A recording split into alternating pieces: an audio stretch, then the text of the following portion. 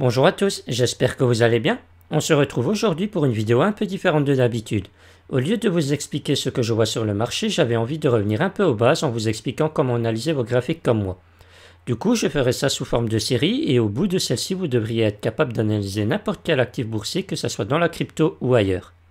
Pour commencer, j'ai décidé de vous montrer comment on reconnaît une structure de retournement baissière ainsi qu'une structure de retournement haussière. Pour ça, vous n'aurez besoin de rien d'autre que de votre graphique, de vos yeux et, si possible, de votre cerveau allumé. L'avantage de cette façon de travailler, c'est que vous n'aurez plus besoin de vous ennuyer à dessiner des trucs chelous sur vos graphiques, car de toute façon, quoi que vous utiliserez, vous finirez par remarquer que vos confirmations se formeront avec les deux structures que je vais vous présenter. Du coup voilà, si vous êtes prêts, installez-vous confortablement, ouvrez grand vos yeux et vos oreilles, on va pouvoir enfin commencer. Pour commencer, je vais vous présenter le M de retournement baissier. Comme vous l'avez déjà entendu plus d'une fois dans mes briefs, c'est tout simplement une structure qui forme la lettre M sur votre cours et qui a tendance à désigner un retournement de celui-ci à la baisse. Qu'on se le dise tout de suite, ce n'est pas parce que vous voyez un M sur un cours que c'est forcément le signe que celui-ci va s'effondrer. Pour savoir de quoi il en est, il faut coupler ça avec une analyse du mouvement tendanciel du cours, mais ça fera l'objet d'une prochaine vidéo. Maintenant, pour savoir justement comment se valide un M de retournement baissier, il faut juste regarder les critères que je vais vous présenter. Tout d'abord, vous devez avoir un cours qui commence à monter tout doucement comme ça et qui retrace légèrement une première fois. Ensuite, vous devez avoir un petit rebond mais qui ne casse pas le précédent sommet que vous avez eu juste ici.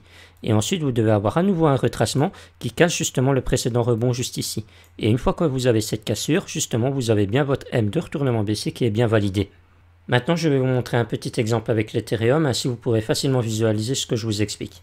Par exemple, juste ici, on voit bien que le cours a monté une première fois et il nous a fait un premier sommet. Ensuite, on a eu un premier retracement avec cette petite mèche juste ici. S'en est suivi un petit rebond qui n'a pas cassé la précédente mèche haute juste ici. Et ensuite, on a eu un second retracement qui a bien cassé la mèche précédemment formée ici. Donc, on a bien validé notre M de retournement baissier. Maintenant, faites bien attention. Pour valider un M de retournement baissier, il faut absolument que le deuxième retracement clôture en dessous de la mèche la plus basse du premier retracement.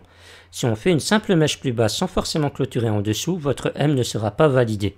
Par exemple, il y en aurait certains qui auraient très bien pu dire « Mais attention, regarde ici, on a bien un M qui s'est formé, regarde, on a bien eu un premier rebond, un premier retracement, un nouveau rebond et un nouveau retracement plus bas que la précédente clôture.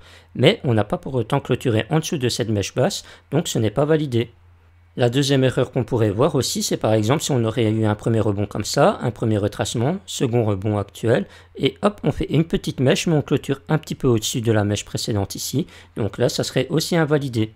Maintenant, admettons que vous avez bien eu votre M de retournement baissier qui a été formé. Tôt ou tard, il sera ravalé par le cours car celui-ci se retournera de nouveau à la hausse à un moment ou à un autre. Pour ce faire, il n'a que deux solutions devant lui. Soit le cours commence à remonter tout de suite en ligne droite comme ça et casse le précédent rebond juste ici, et du coup alors on n'a plus des sommets descendants, on recommence à avoir des sommets ascendants, et du coup d'office ça invalide le M de retournement baissier. Soit le cours nous dessine un W de retournement haussier et nous allons maintenant voir comment celui-ci se forme. Comme vous vous en doutez, c'est un peu le même principe que pour le M de retournement baissier, tout est expliqué dans son titre. C'est simplement le cours qui nous dessine la lettre W, et ça désigne alors un cours qui a tendance à vouloir repartir à la hausse. Maintenant, comme pour le M de retournement baissier, ce n'est pas parce que vous voyez un W se former que ça veut dire que le cours va forcément exploser à la hausse. Pour ça, il faut également regarder le mouvement tendanciel que je vous présenterai dans une prochaine vidéo. Maintenant, du coup, on va regarder les critères qui valident un W de retournement haussier. Vous allez voir, c'est vraiment très simple.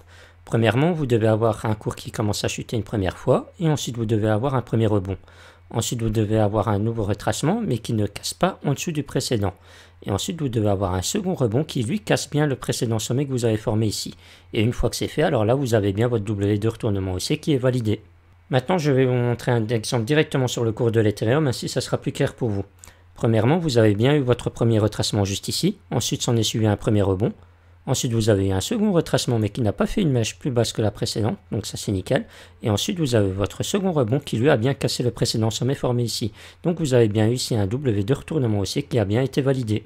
Maintenant, attention, il faut vraiment bien que tous ces critères ensemble soient réunis, sinon votre W n'est pas validé. Par exemple, si vous avez un premier retracement, un premier rebond et un second retracement qui fait une mèche plus basse que le précédent, c'est invalidé. Maintenant, si vous avez aussi votre premier retracement, votre premier rebond, second retracement qui est OK, et qu'ensuite votre deuxième rebond ne fait qu'une simple mèche mais ne clôture pas au-dessus du précédent sommet, là aussi c'est totalement invalidé. Maintenant, même principe que pour le M de retournement baissier, tôt ou tard votre W sera ravalé car le cours ne va pas monter indéfiniment. Pour ce faire, il aura alors deux solutions.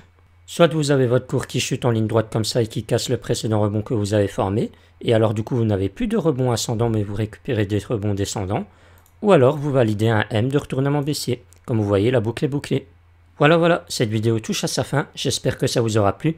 N'hésitez pas à me poser vos questions en commentaire ou directement sur mon Discord. Ça vous permettra en bonus d'être toujours à jour sur les dernières données que j'ai à vous partager. Si ça vous intéresse, le lien sera dans la description et en commentaire épinglé. Sur ce, je vous souhaite à tous une bonne fin de journée et moi je vous dis à plus tard.